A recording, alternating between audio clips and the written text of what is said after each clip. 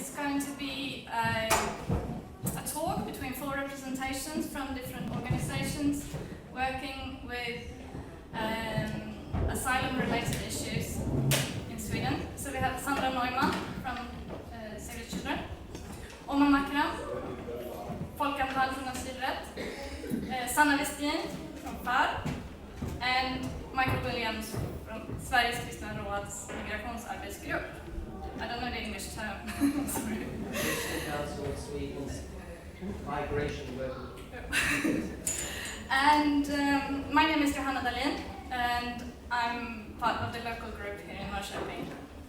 And I will begin by giving each participant 5 minutes to present themselves and the organization that they are representing. And then I will pose some questions to the panel, but we will quite soon open up the floor to questions from the audience. And if you want to ask your questions in Swedish, that is of course okay. And in that case, I will translate the questions before the panel gets to answer it. Okay. And I will time the initial 5 minutes, so there will be a little melody if they talk for too long.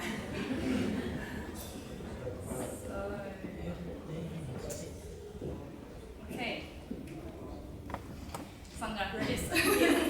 Hi, my name is Sandra Neumann, and I work as an operational developer for Children on the Move for Save the Children, and I sit here at our regional office in Norrköping, and I work with our districts in Östergötland, Sörmland, and Västmanland, and work very closely to our local branches who want to develop their work with children in migration.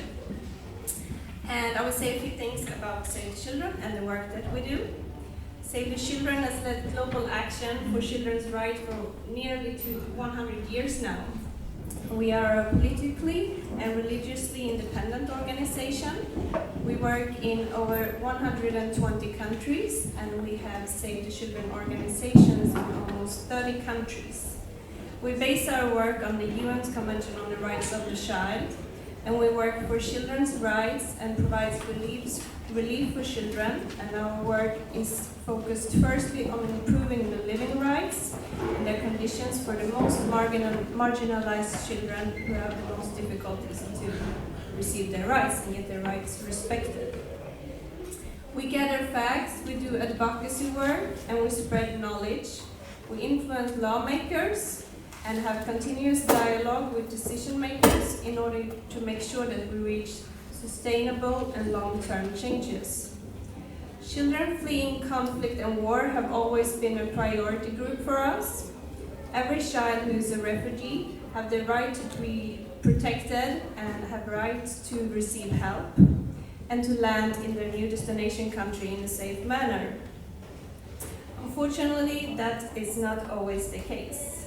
And we already run programs in protecting children as they flee, alone or together with their families. We work all along the route that refugees have taken. We work in the countries that they are fleeing from, countries like Syria, Afghanistan, or Iraq, where conflict and war have ripped apart millions of lives.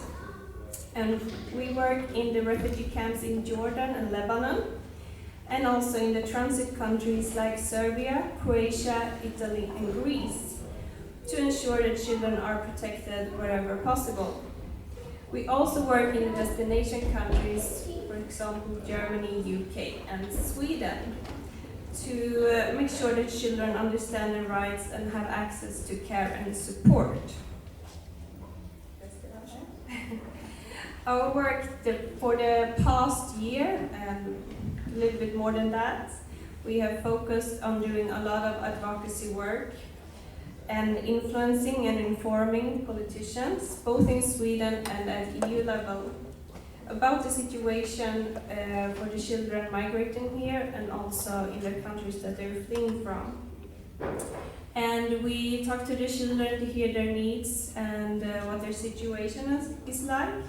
And right now we have left many referrals to the Swedish government about the new law, and are also driving the work to make the Convention of the Rights of the Child into law, which, for example, could be used in a better way when the Migration Board are making their decisions. We also inform and explain for children and their parents about their legal rights and the asylum process and their rights as asylum seekers. Our regional office and our local chapters all over Sweden have supported unaccompanied children and asylum-seeking children in families. And we have, for example, handed out welcome packs that we have received in cooperation with IKEA. We also have language help and schooling support and created child-friendly spaces at the asylum-seeking care centers. Yeah, hello everybody. Uh, Yeah, better. Hello everyone. My name is Omar Makram, and I work with the folk company for Asylrätt, Bortom Jackson. And yeah, I'm here with the local group in Norrköping. I'm also an asylum seeker from Egypt, which gives my work with folk companion a very personal dimension as well. I have been fighting for my asylum for 2 years now, a bit more. Yes, so I got involved with the folk companion here, I think in February this year. The campaign was basically formed in order to oppose the new proposed law that was proposed in the later part of last year, to restrict the right of asylum in Sweden. And of course the details of this law and how we see it is basically a violation of a humane asylum policy, and it would have put, and it, in my opinion, it has put an end to Sweden as a humanitarian superpower, unfortunately, but hopefully perhaps together we can overcome that and resurrect it again. So basically, since our purpose was to prevent these laws from going through, we were working on trying to influence public opinion in order to get public support for opposition to these laws. And those we have done basically through demonstrations and manifestations where we had public speeches. We tried to gather signatures. I think we gathered like 70,000 signatures, 68,000 signatures to oppose the law. And during these events, we had like different activities. Sometimes we would have refugees come out publicly to talk about their stories, or we would distribute flyers and put up posters and try to have discussions with people on the street to spread awareness about the new law and the right of asylum, and how this would have a negative impact on refugees and asylum seekers, and also on integration here in Sweden.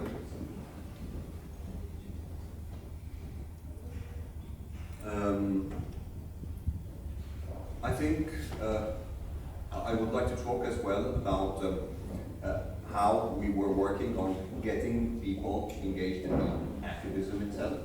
I think one of the strengths that we had here in Norrköping, and this is why we were very active, is that we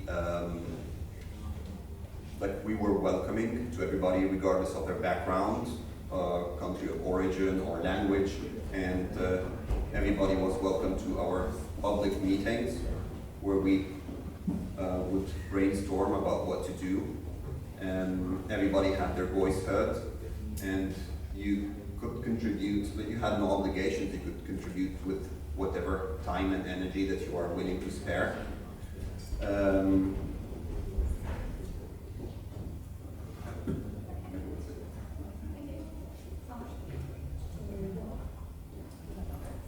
Jag heter Sanna Westin. I should stop speaking English, me too. My name is Sanna Westin, and I'm chair of the Swedish Network of Refugee Support Groups, abbreviation F-A-R-R, FAR. And FAR is consists of about 50 member organizations. It's an umbrella organization, grassroots organization. We don't decide anything for the groups, but we try to help out with questions and gather experiences and to make them known to the authorities and public opinion. And typically, those who are member groups of FAR work with failed asylum seekers. That is the origin. So we have known about the failures of the big humanitarian country also before. But nowadays many of the groups and the individual members also meet asylum seekers and they have interest in integration and reception issues. But still, asylum rights and the asylum procedure is in our focus. And when during the large arrivals of asylum seekers a year ago, we from the beginning got a special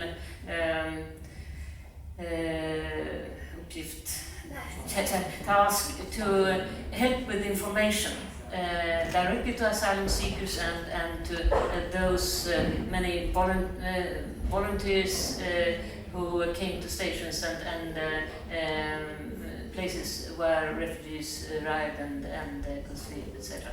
And there was needed very much information and also information about what is not right, because there were lots of rumors about how things are in Sweden, and so we made flyers and other information. And then in the 24th of November last year, when our government came out being something else than we thought, it was shocking for us all, and there was a big pressure on FAR and other organizations. We must do something. We must start a campaign. We can't let this happen. We must protest. And so FAR was one of those who took initiative to the campaign that Omar talked about. And we also, this campaign, it was many organizations behind it, 160 I think, but not the large organizations like Save the Children on national level or Red Cross or Amnesty, but they had the same opinion as we. We worked together on other arenas. We met the FAR's organization, met those organizations also, and we talked about how to act and what to do, and we did it in different ways. But so it was. It's hard to say if they had been in the same campaign, or perhaps the petition would have been stronger and bigger. For example, if we had the church really involved from the beginning. But on the other hand, if we had used these weeks and months to discuss these big organizations, perhaps there hadn't been a petition at all. So I think sometimes you have to work at different levels. And you have to have the activity, the campaign for activists, but we also have to work on with other organizations in other ways. Have I more time? Then, when we, so to say, failed, we didn't win this campaign. The law was passed in Parliament.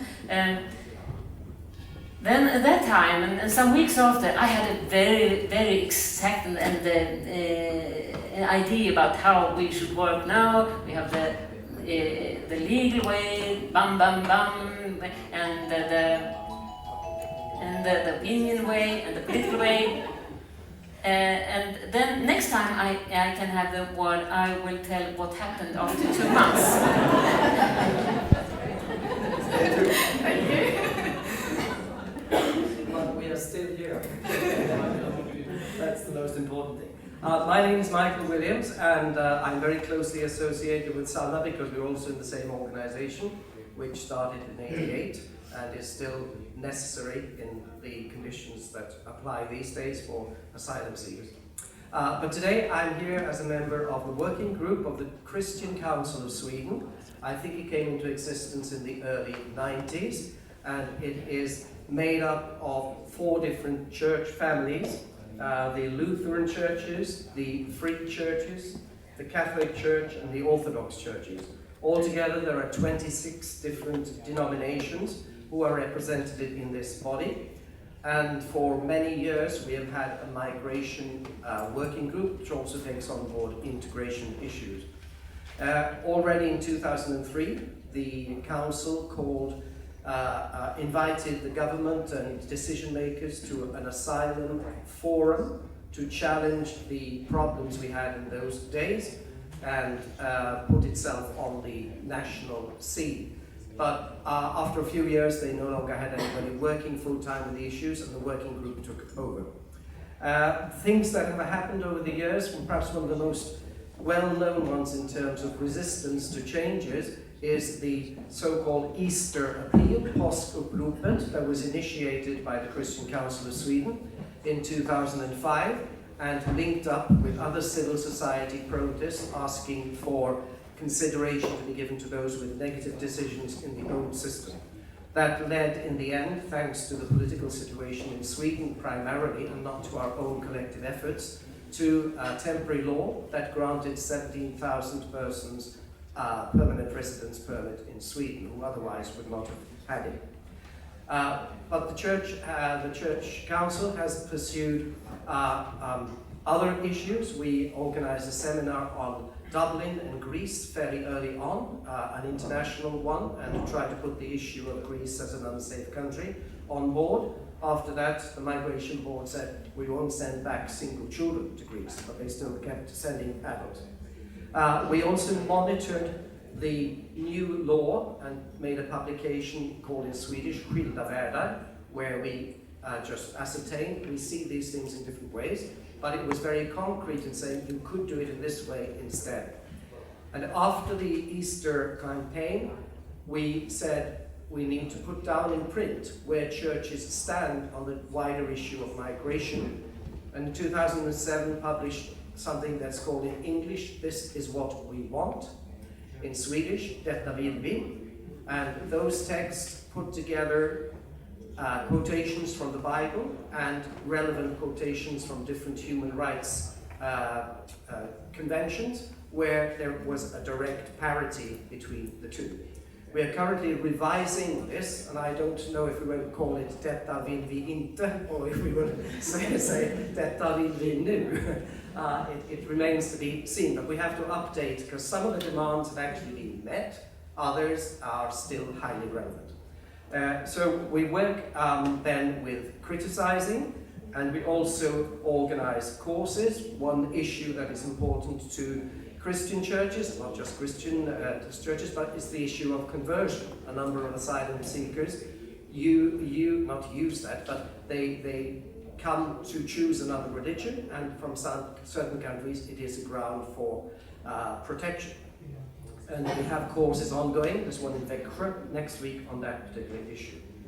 The Council has also sought money from the European funds and been granted a number of millions of crowns to carry out a 3-year training program for primarily people who work in the churches, but also NGOs that they cooperate with, to have one day about the asylum procedure and the second day about psychosocial support and family reunification.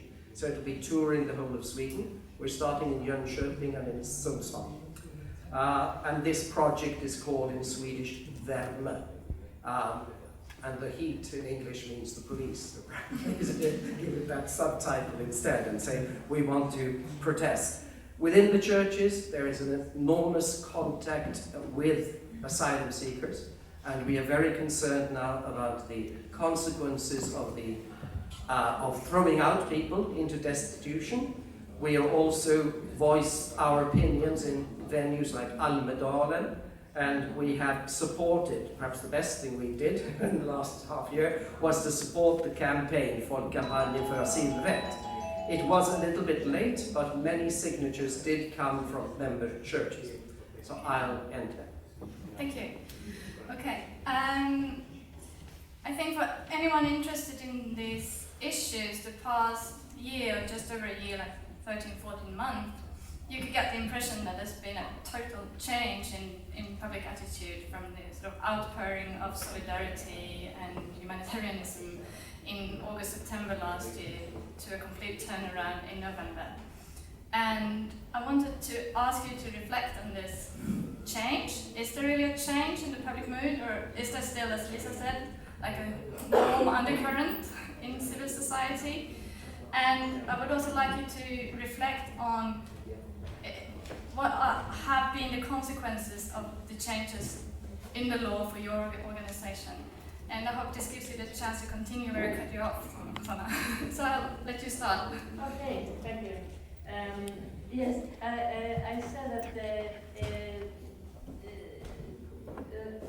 shortly after the law had passed, I had a rather clear vision of what to do about it. We should work legal ways and about refugee status, about family union, many things, and use international law, and then we had to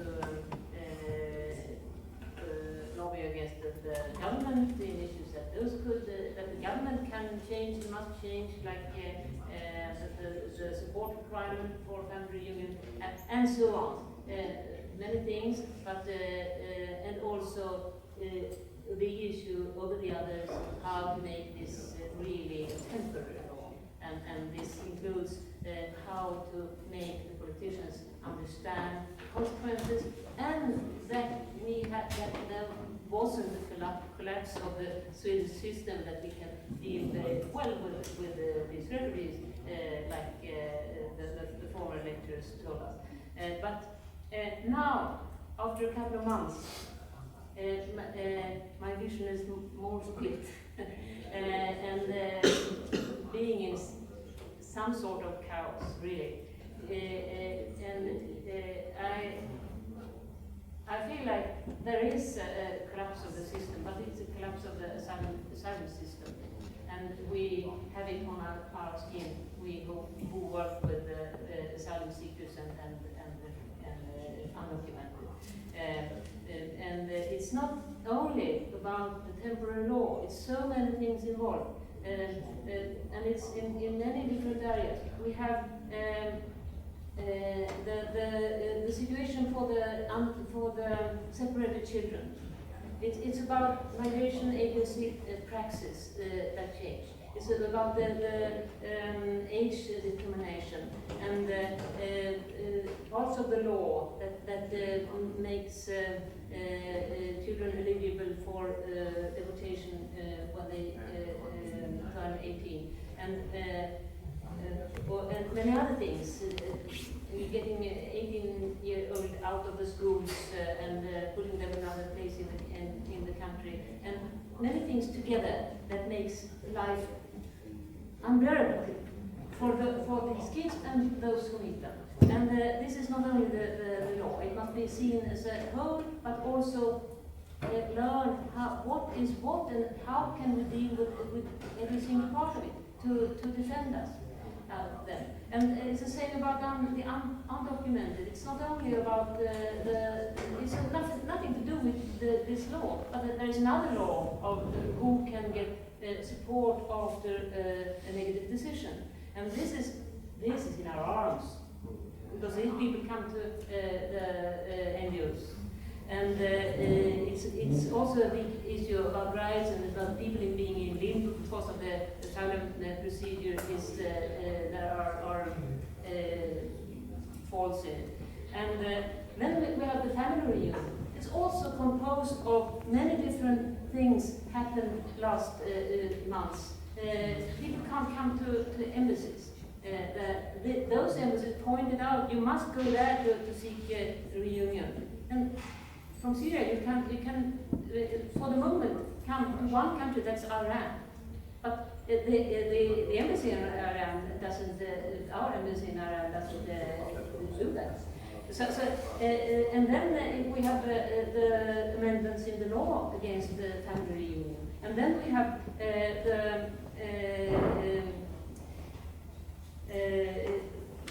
I mean, both that they can't seek some of them, and that the amount of money needed to be able to take the family is just impossible to reach.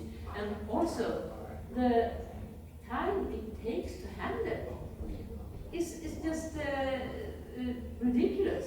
It's a hindrance in itself. Get a mail last night from a 15-year-old boy. His parents had had an interview at the embassy 1.5 years ago. Nothing happened since. Another mail the same day from this was an adult about his family had now, after so many months, got an appointment at the embassy in Jordan in December 2017. This system is collapsing, really. So, and we need the government to do something about it because they haven't decided to stop family reunion, but they have. And then we have the deportations to Afghanistan, and I think I shouldn't take all of this, but you can find it the FAR website, what's in this whole chapter. So, it's the same thing as last year, that the members of FAR and our member organizations are really upset. But they are upset about lots of things. And it's not like now we all focus on this law. It's a lot of things, but it's the same thinking that nowadays we can wipe out everything about human rights because we don't want so many refugees here. So they go together, this. But we have to handle very many things at the same time as we are thinking about how to change opinion, how to reach the politicians, and how to change the view of what happened last year. So it's chaos. Yeah, it's chaos. Okay. Sandra, do you want to reflect on that? Yes, I agree with Sanna on all things. And what I can tell, what we hear and what we see, we have a helpline where unaccompanied children can call and talk about their situation or ask us questions. And recently we have been receiving enormous amounts of calls from children telling that they're very worried to be sent back to their countries and have their asylum rejected. And we have also started to see an increased problems with persons who have been denied asylum, who no longer receive grants from the government and no longer receive housing, but they still haven't left the country. And we do work together with the Stockholm region concerning missing children, together with the regional authority, migration agency, and the police and other organizations around this. And we will start to strategize even more how we can help these children. And it's also expected to be a rise in the amount of young people who are undocumented in the country due to these new rules. And regarding Afghanistan, I can just say that we recently released a report on children's situation in Afghanistan, on how it's not safe for children there to be sent back. And this is based on the voices and interviews from children who have come to Sweden from Afghanistan. And we also emphasize that aid should not be conditional to Afghanistan receiving returned refugees. Thank you. Yeah.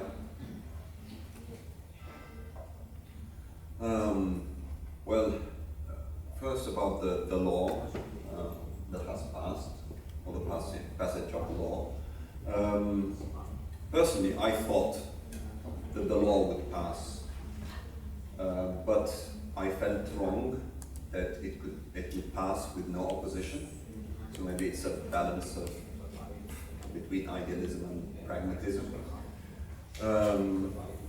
But about the atmosphere changing, actually there is an interesting survey that has been conducted recently by YouGov, and it has found that in Europe there is a rising trend of supporting authoritarianism, anti-immigrant sentiment, and anti-human rights sentiment. So I think there's in my opinion, there's a bigger picture here.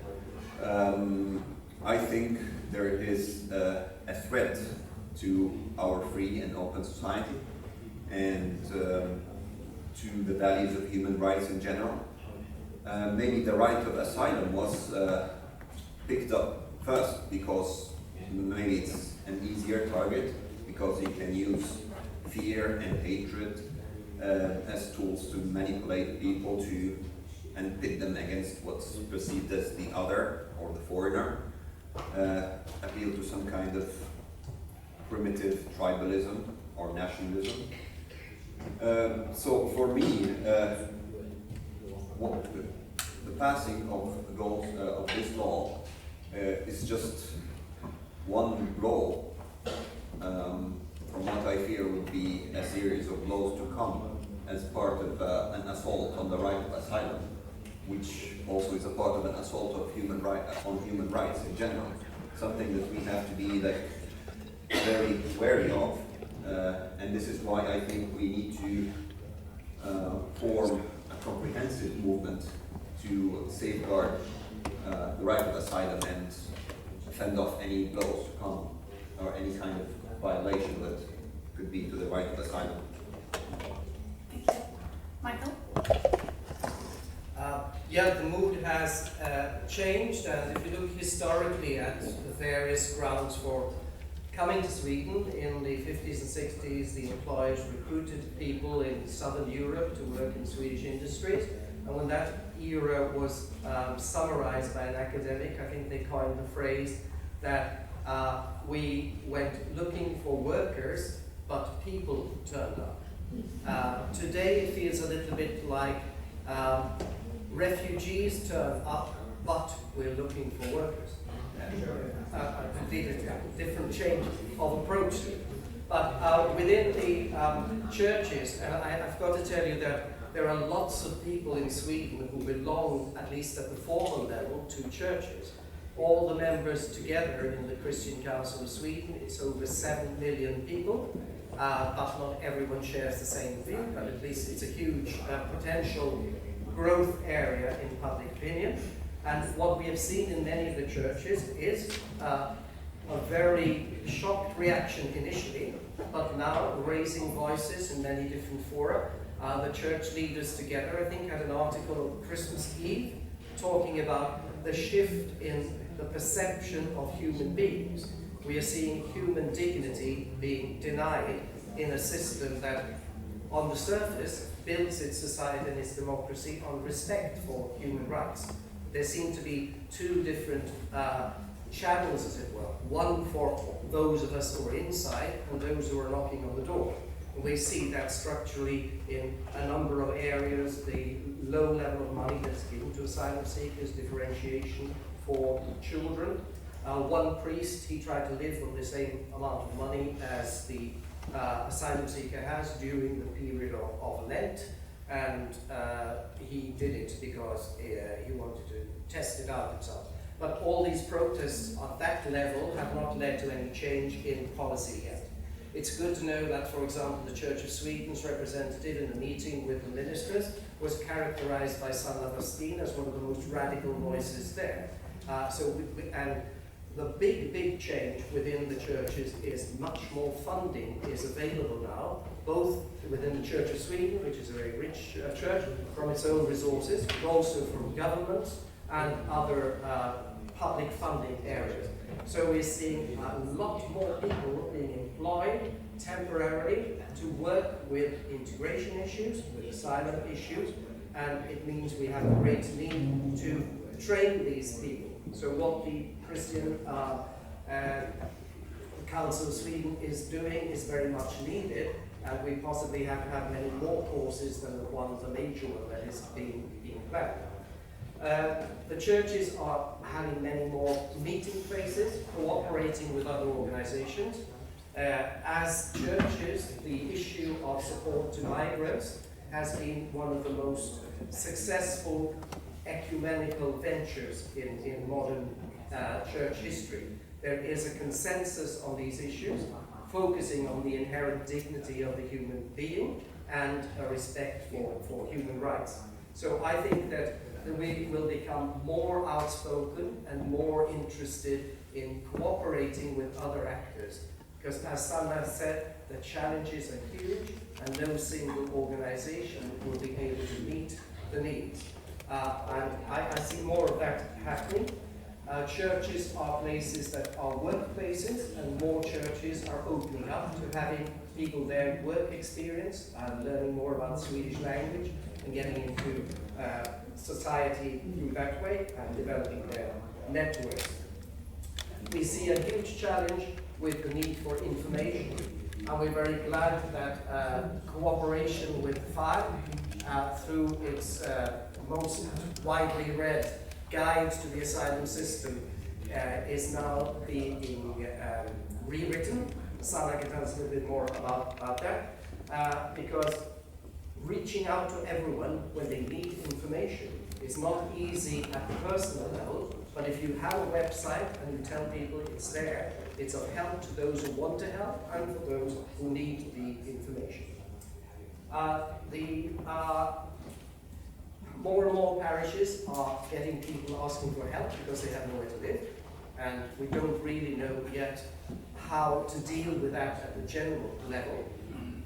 But discussions are taking place. One of the major differences now within the Church of Sweden, which is the largest single church, is that they have a website that is publicly available. It's called Support Migration, and it covers many of the areas that are new, and we try to keep people up to date on what is happening, and at the same time reflecting and taking up positions on issues like the destitution of rejected asylum seekers, and preparing ways through the media to put forward the views of a single church, but sometimes the collective views. So that's a bit about the mood and some of the changes, and I think we're better equipped now to deal with the challenges in a structural level than we were two years ago. Okay, thank you. To follow up on that, if there's anyone else on here who would like to comment on to continue to use the metaphor of the warm undercurrent, how can this warm undercurrent be used for our purposes, if I frame it that way? Sanna? Yeah, I talked about chaos, and what is coming out of, what is rising from chaos? There are some positive movements. For example, during the campaign last spring, we were a little frustrated that we couldn't reach out to asylum seekers in the way we wanted. And we couldn't get in, we couldn't show the consequences. They weren't there yet, and we had difficulties to get the personal stories to show what will really happen with this law. Now we see that, we had, for example, asylum seekers in sit-ins outside the parliament in the beginning of this season, and making their own point of what happened to them. And today,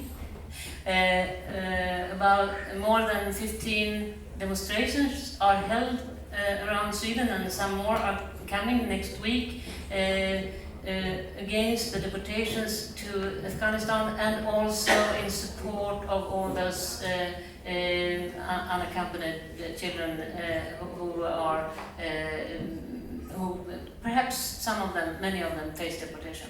And all these demonstrations are organized by not by asylum seekers, but the affected nationals from Afghanistan, and also asylum seekers and the Ensamkommandes Förbund, the youth organization for former and current asylum seekers. So this is happening, and the best of it is that this is done. They have made alliance with the professionals, those who are in the moment vi står inte ut. We can't stand this. And I think it's very important that just as the heads of the municipalities that the Piotr talked about, when they can see that we need the refugees, also those working in the public sector can see that we must, this is also our reality. It's not only about us helping them, but it's our society, and this is crucial to change the opinion. We can't do this only by the refugee movement. It must be from the professionals and from those involved themselves, asylum seekers, and I see good signs of this. But I don't think, and we also need the scientists and the economists. But for the moment, I can't see this in one campaign. I see these campaigns will come when the consequences of all these new measures and laws come up, and we need platforms and manners to keep each other informed, use each other's examples, show what is happening, show the consequences, and not trying to minimize it by telling this is the thing that will happen, because many things must happen. Thank you. Sandra or Omar, do you want to? Yeah, I want to comment on some of the things that Sanna has said. For example, about the asylum seeker sit-in, there have been several of them, and I think there is also this feeling of resentment from many of the asylum seekers or the refugees who came before the law was enforced or even proposed, because it's very curious that this law was enforced retroactively. So some of the people who, some of the asylum seekers who came here, they did not know about these terms. And so this came as a surprise, and it's understandably so, because now it takes perhaps 2 years of asylum processing to get a residence permit for 1 year, which is ridiculous. And this increases the feeling of insecurity that the refugees have, and it harms integration. And because why would you try to invest in a country when you feel that you are neither welcome or that you will be staying here long term? And but the thing is, whether we like it or not, whether the people are in favor of the newcomers being here or not, they are here, and this is a fact, and we have to make it work for all of us. They are now part of society. And this is something that we have to really have it in our mind. And we have to appeal to the sense of social responsibility of people, of individuals, or evoke it if it's not there, because everyone has a responsibility, in my opinion. Thank you. Sandra, do you want to know? Okay, then I have one more question before I will open the floor. And in the podcast Lisa mentioned, I think Ignacio Vita said something like, when politics fail, we have to turn to the law. So I wanted to ask you about the potential of juridical activism, or what we should call it, and it also relates to the relationship between activism in Sweden and the international human rights machinery. Okay. Michael, do you want to? Thank you very much. Let's get the microphone on.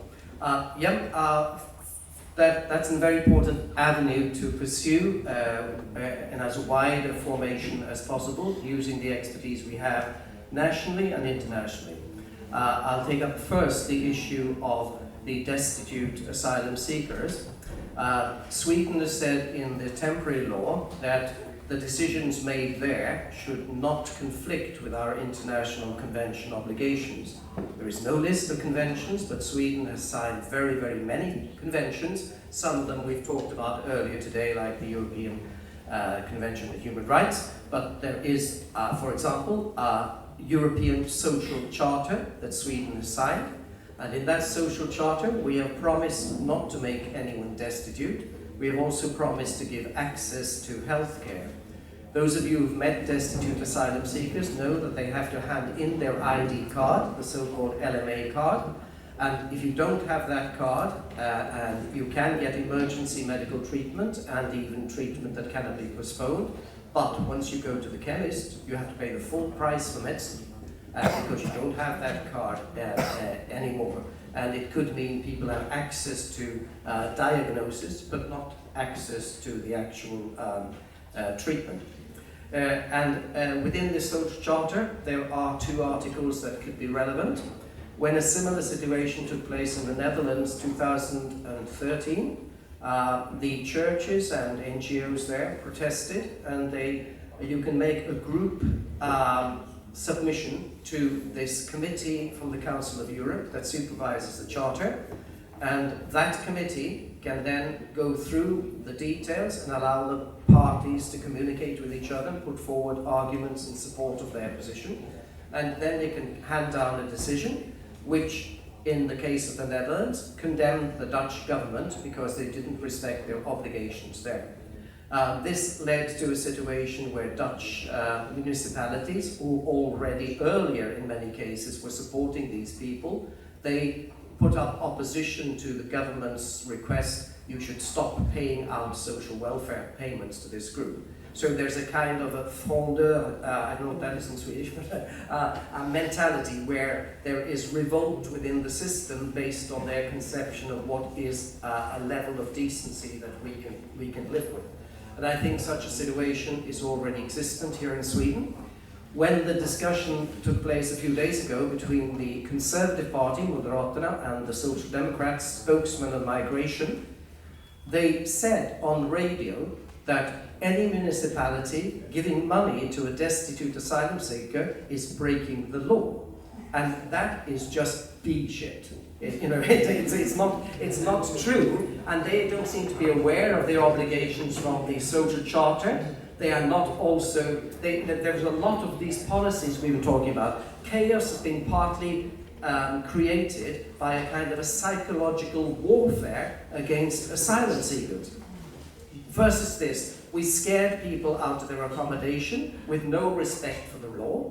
Everyone should have stayed there after the 1st of June. They would have lost their money, but they would have not lost their housing, because the procedure, as it is now, requires many levels of complaints and looking more closely at it. So in my home municipality, there are 3 people who are still living where they should have left, because we were able to tell them, just do that. It's not a long-term solution, but it means the destitution phase is pushed a little bit ahead in time. But the other aspect is that we're changing laws to make it even easier for the police to throw out people quickly from possibly the 1st of January. These people are the ones who are adults with no children. They respect the rights of children here, they're allowed to stay on, and ironically enough, even Dublin cases cannot be, they can't take away the support for those groups.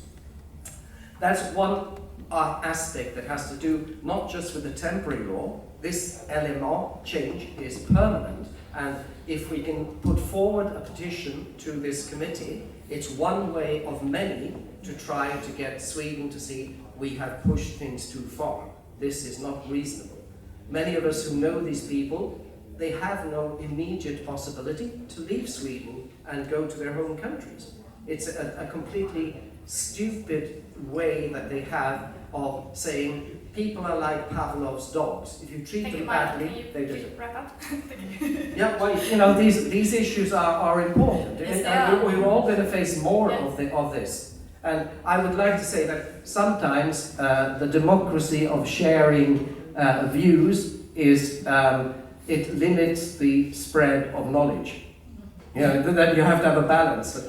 If I know something about a current issue, it feels good to be able to, say, now it's time. Thank you. Does anyone else want to comment on this issue? Okay. Yes. The legal ways, using the yes. If they don't more care about human rights, we will. If they don't inform the asylum seekers of how things work, and make people upset, we will inform. If they don't accept refugee reasons, we will learn and how to do that. And this has been far main issue from the beginning, to help people take power over their own asylum procedure, and to learn the rules, learn the law, learn the rights, and put forward their asylum reasons when they know what is an asylum reason according to law and international law. So this is what we also will work with, to help people understand, not even the youngsters, what do they have to tell the migration agency, and what is refugee status means. What does it mean? What does we have to go to explain to the migration agency officer? And our our book, Good Advice for Asylum Seekers in Sweden, is updated. It's now on layout and translations, so it will come in a couple of weeks, the update, and I know many of you are waiting for this. And but it's also a big thing that all of you who need asylum seekers, who are asylum seekers, that you don't be just depressed by everything is so difficult and strange. Try to clear out what is needed to get refugee status, and fight for it. Okay, thank you. Sandra, do you wish to comment in relation to the Convention on the Rights of the Child? Well, in regards to the new law, you mean? Yeah. Well, in the referral remissvar that we sent in regarding the new law, Save the Children was very critical, that there was a total lack of child rights perspective, and that there was no child consequence analysis made. That was supposed to be made according to Article 3 in the Convention on the Rights of the Child. And we have written many articles and debating about this as well, and we just continue to strategize and work around. Okay, thank you. And I think we will open the floor, and Sabina has promised to help me to walk around with the microphone. And everyone is too tired to ask questions, is that so?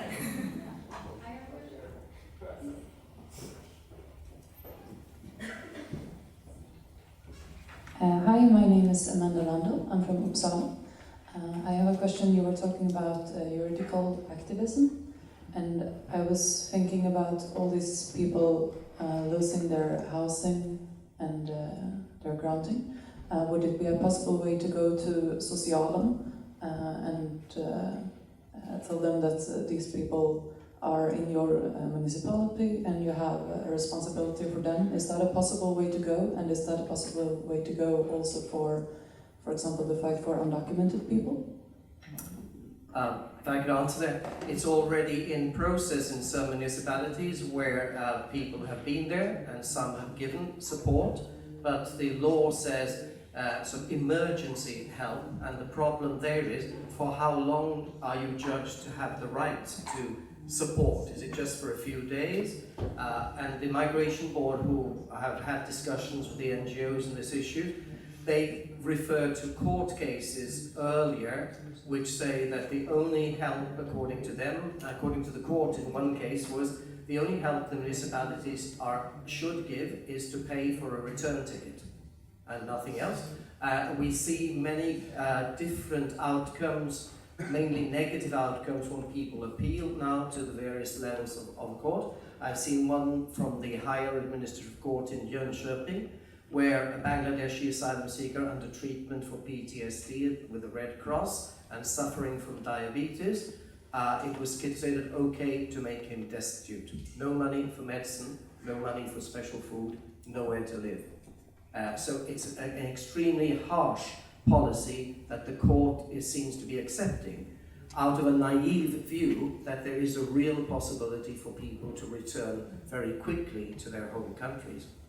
But we will see more cases being challenged, but if the municipalities allow themselves to be frightened by these political spokesmen, and also by representatives of the Migration Board, at a conference recently in the south of Sweden, the informing officer from the migration agency said to those there, it is illegal to give support to destitute asylum seekers.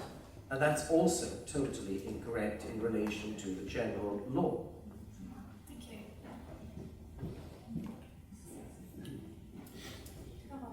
Hello, my name is Edmond. I'm an asylum seeker for 1 year and 3 months now here in Sweden. Then I think about the awful law which approved, and I think it will be also implemented in me when I'm here. Then I think it's not Sweden who fall down about this law. It's all the Europe it's fall down because you bring walls about the asylum seekers and the crisis with right now. So I think now the law is approved. What you can do is not to lose a fight, but to win a war. So what you do for being all together, this instance, you are responsible. You must do something to come all together, not one by one. Thank you. Okay, thank you. I think Sanna seems to be able to answer. I don't know if it's answering the question, but this fight must be done on also at European level, and but what we have some connections with other organizations and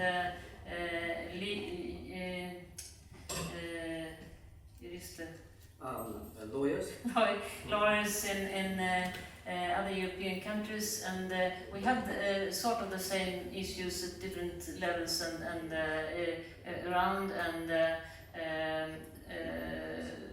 we try to cooperate there, but also in when the European Commission have hearings for NGOs and civil organizations, we are there and we give our view. But it's also important that how we can, what we do in Sweden is important at the European level, because until now even if we have seen the failures of the Sweden government, out in Europe, people have seen Sweden as the example of it's not bad for a country to take many refugees. It's working. Sweden is rich. The opinion is for refugees, and they have taken in money and they think this is good and this works out. Now, this has turned. So Sweden is the bad example. Sweden shows that if you take in many refugees, it ends up in catastrophe. And this is very bad for our colleagues in other European Union countries, because they can't anymore point at Sweden as the good example as they could before. I think that it's very important for us, the civil organizations, to attend meetings and networks at European level to show that our government's opinion is not the only one, and that Sweden is still rich and going on,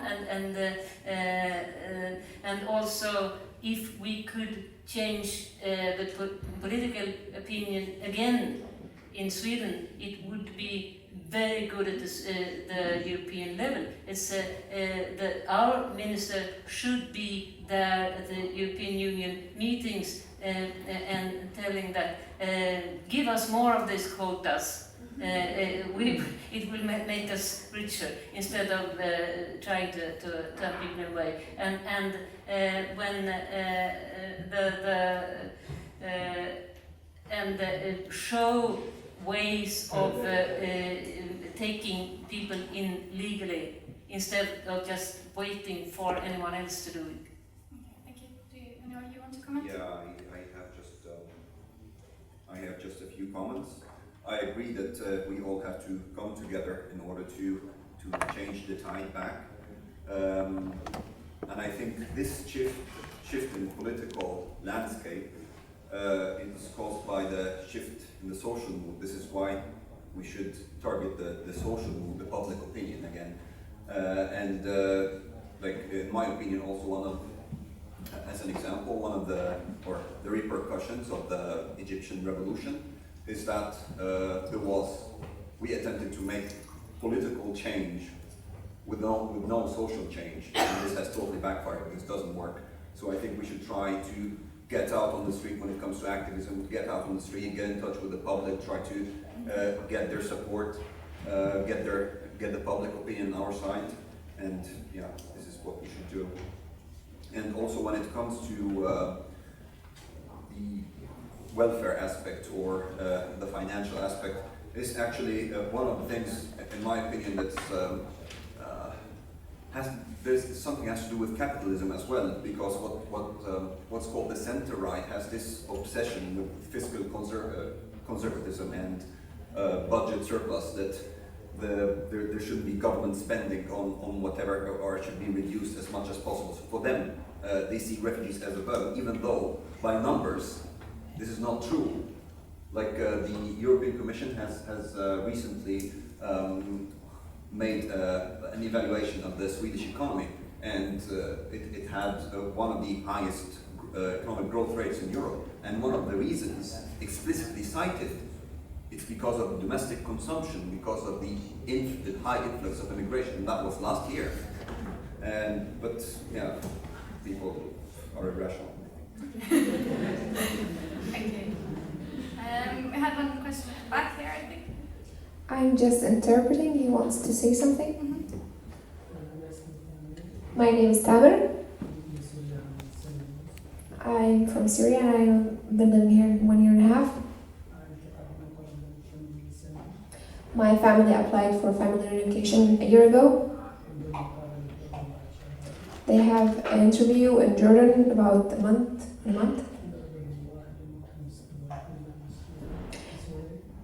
Jordan is one of 5 countries we can apply to make interview as a Syrian. And it's the only country that we can get to as Syrian citizens. but now even this country is difficult to get into.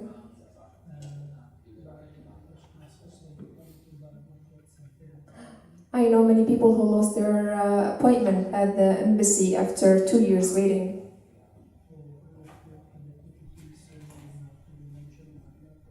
And I'm very worried, as many other families that are waiting to reunify with their families.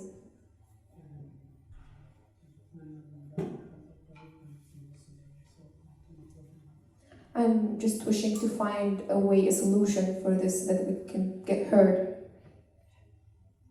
Thank you. Thank you. And we also had a question here. I think we'll take them together before I let you comment. Hi, my name is Martina Ragic.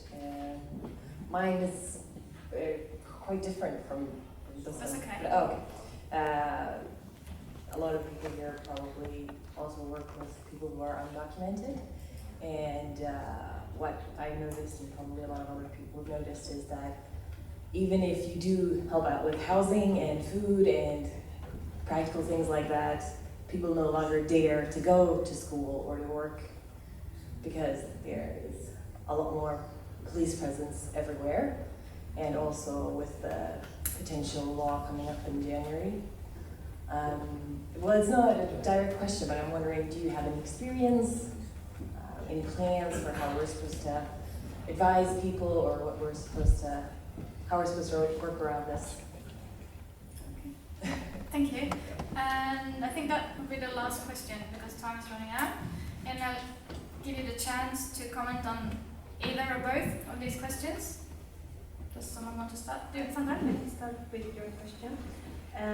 We have seen this problem from many places, and we can talk more later, because I would love to get what you've heard and take that back to our work that we do with the Migration Agency and Stockholm region. We do a big project there, so it would be good to gather your opinions. Thank you. Yeah, I want to comment on Dagmar's question.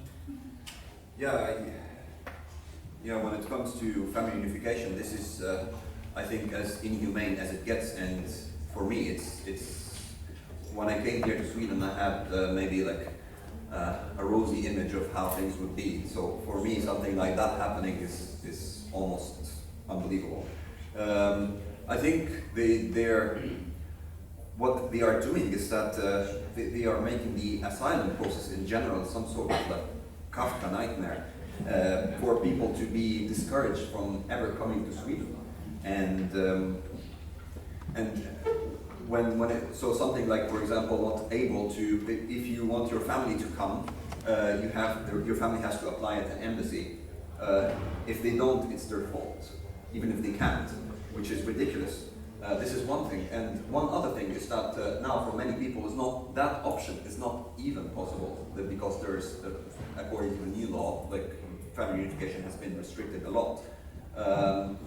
And to even compound the effect of this inhumane treatment or inhumane separation of families, also I would like to point out about border checks. So even people who are in their utmost desperation would try to like reunite with their families who are here in Sweden, and they would try maybe to cross through the border, or like make this dangerous journey and cross through Turkey. It's no longer possible.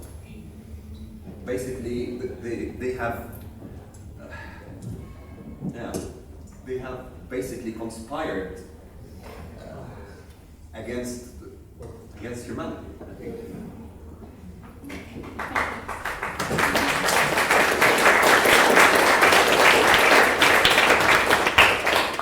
Does any of you want to add something?